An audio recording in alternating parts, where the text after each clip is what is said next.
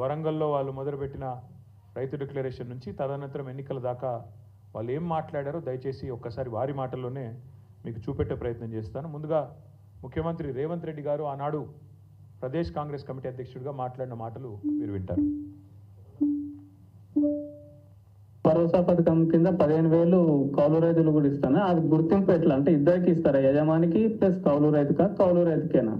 ఇప్పుడు స్పష్టంగా అందులో భూ యజమానికి మీకు అంటే మీరు ఎందుకు ఇంత క్లియర్ గా ఉన్నా కూడా మీకు అనుమానం వచ్చిందో స్పష్టంగా మళ్ళొక్కసారి చదివి వినిపిస్తాం. మీకు ఇందిరమ్మ రైతు భరోసా పథకం భూమి ఉన్న రైతులతో పాటు కౌలు రైతులకు కూడా ఏడాదికి ఎకరాకు 15,000, భూమి లేని ఉపాధి హామీ కూలీలకు ప్రతి ఏడాది 12,000. స్పష్టంగా ఏ మాత్రం శశపిశలు లేకుండా అనుమానం లేకుండా పదాలు అటు ఇటు కాకుండా పేర్చి కూర్చి ప్రజలకు స్పష్టంగా చెప్పినము. భూ యజమానికి వచ్చే 15,000 భూ యజమానికి వస్తాయి. కౌలు భూ యజమానులు 58 లక్షల మంది ఉన్నారు, చిన్న సన్నకారు రైతులు కలిసి. కౌలు రైతు చట్టం తెచ్చినప్పుడు నమోదు చేయించుకునేది 15 లక్షల మంది. ఒకవేళ ఇప్పుడు ఎవరైనా కొత్తగా వచ్చినా కూడా మళ్ళీ నమోదు చేసుకోవడానికి అవకాశం ఇచ్చి చట్టబద్ధత కాంగ్రెస్ పార్టీ చేసింది. సో వాళ్ళందరినీ తీసుకొని ఒక 60 లక్షలు రైతులు ఉన్నారు అనుకుంటే, ఒక 15 లక్షల వీళ్ళు ఉన్నారు అనుకుంటే 75 లక్షల మంది అవుతారా, 80 లక్షల మంది అవుతారా, వాళ్ళందరినీ దృష్టిలో పెట్టుకొని ఈ పథకాన్ని మేము ముందుకు తీసుకురావడం జరిగింది. ఎలాంటి అనుమానం లేదు. భూ యజమానికి 15,000 వస్తుంది ఎకరాకు, కౌలు రైతుకు కూడా 15,000 వస్తుంది. కాబట్టి వాళ్లకు వీళ్లకు ఎలాంటి ఏమంటారు కాన్ఫ్లిక్ట్ ఆఫ్ ఇంట్రెస్ట్ ఏం లేదు. సో ఎలాంటి కాన్ఫ్లిక్ట్ ఆఫ్ ఇంట్రెస్ట్ లేకుండా పదాలు కూర్చి ఏర్చి తెలిసి పూర్తి స్థాయి అవగాహనతో సోయితో స్పృహతో కౌలు రైతులది కౌలు రైతులకు ఇస్తాం, భూ యజమానులది భూ యజమానులకు ఇస్తాం, ఇద్దరికి 15,000 రూపాయలు ఇస్తాం. మీకు ఎందుకు కన్ఫ్యూజ్ అవుతారు మీరు, నాకు అర్థమైతలేదంటూ పిసిసి అధ్యక్షుడిగా ఆనాడు రేవంత్ రెడ్డి గారు చెప్పిన మాట. ఆ తర్వాత మా హైకమాండ్ చెప్పింది, నేను చెప్తున్న మాట కాదు ఇది అని సోనియా గాంధీ గారిని ఉటంకిస్తూ వారు చెప్పిన మాట కూడా ఉంది. దయచేసి వినండి.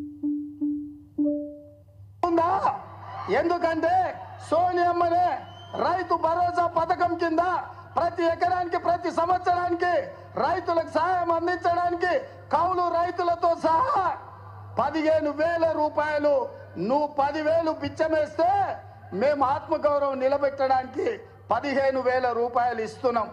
ఇదే కాదు, మీరు బిచ్చమేస్తే 10,000 మీరు బిచ్చమేస్తే మేము 15,000 రూపాయలు ఆత్మగౌరవాన్ని పెంచడానికి ఇస్తున్నామంటూ వారు చెప్పిన మాట. ఇదంతా మీరు చూసే ఉంటారు, మళ్ళొకసారి గుర్తు చేయడానికి మాత్రం. అది కూడా సోనియమ్మ చెప్పిన మాట అంటూ, ఇందిరమ్మ రాజ్యంలో సోనియమ్మ మాట నిలబెడతామంటూ సోనియా గాంధీ గారిని ఉటంకిస్తూ ముఖ్యమంత్రి రేవంత్ రెడ్డి చెప్పిన మాట.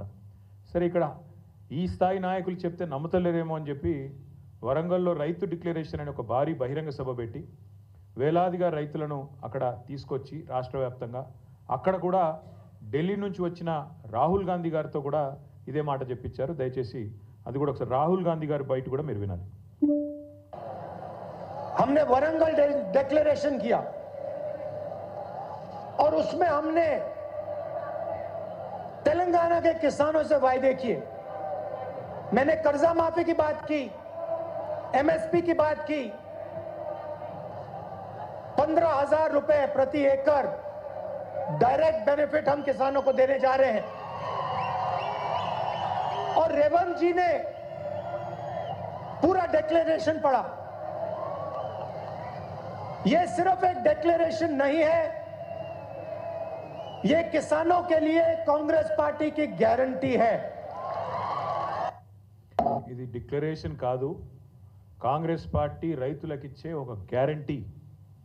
రేవంత్ రెడ్డి గారు కూడా మొత్తం చదివిన డిక్లరేషన్ నేను కూడా చదువుతున్నా అని చెప్పి 15,000 రూపాయలు ఖచ్చితంగా ఇస్తామని చెప్పి రాహుల్ గాంధీ గారు వరంగల్లో వేలాది మంది రైతుల సమక్షంలో తెలంగాణ రైతులకు ఇచ్చిన మాట. అందుకే ఇవాళ తెలంగాణ ప్రభుత్వం తీసుకున్న ఈ నిర్ణయం ఏదైతే ఉందో 15,000 రూపాయలు ఇస్తాం ఎకరానికి అని చెప్పి ఇవాళ 12,000కే కుదించి సంబురాలు చేయమంటున్న రేవంత్ రెడ్డి ప్రభుత్వం ఖచ్చితంగా తెలంగాణ ప్రజానీకాన్ని తెలంగాణ రైతాంగానికి తీరని ద్రోహం చేస్తున్నది, తీరని అన్యాయం చేస్తున్నది. ఇది ఈ ద్రోహాన్ని ఈ వంచనని తెలంగాణ రైతులు ఎట్టి పరిస్థితిలో మరి క్షమించరు అనేది తప్పకుండా మా పార్టీ యొక్క ఆలోచన. అందుకే నమ్మి ఓటేసిన పాపానికి డిక్లరేషన్ల పేరిట మీరు ఇచ్చిన వాగ్దానాలు గ్యారంటీల పేరిట మీరు చెప్పిన మాటలు పచ్చి మోసం అని చెప్పి ఇవాళ తెలంగాణ రైతన్నలందరికీ అర్థమైంది. కాంగ్రెస్ పార్టీని ఖచ్చితంగా భవిష్యత్తులో పాతరేస్తారని చెప్పి మేమైతే బలంగా అనుకుంటా ఉన్నాం. నిజంగా చెప్పాలంటే మోసం అనే పదం కాంగ్రెస్ పార్టీకి సంబంధించినంత వరకు చాలా చిన్న పదం. దగా, నయవంచన, ఈ పదాలు కూడా నిజంగా చెప్పాలంటే సరిపోదు. డిక్షనరీలో కొత్త పదాలు ఎతకాలి వీళ్ళు చేసిన ఈ ద్రోహానికి. అందుకే ఇది ఒక చీకటి అధ్యాయంగా మిగిలిపోతుంది. కపట నాటకాలకు, నోరు తెరిస్తే పచ్చి అబద్ధాలకి, ఇంకొక మాటలో చెప్పాలంటే అబద్ధానికి అంగిలాగు దొడిగితే ఇగో ఈ కాంగ్రెస్ పార్టీ నాయకత్వంలాగా ఉంటుందని చెప్పి వాళ్ళ రాష్ట్ర రైతాంగాన్ని మొత్తానికి కూడా అర్థమైంది.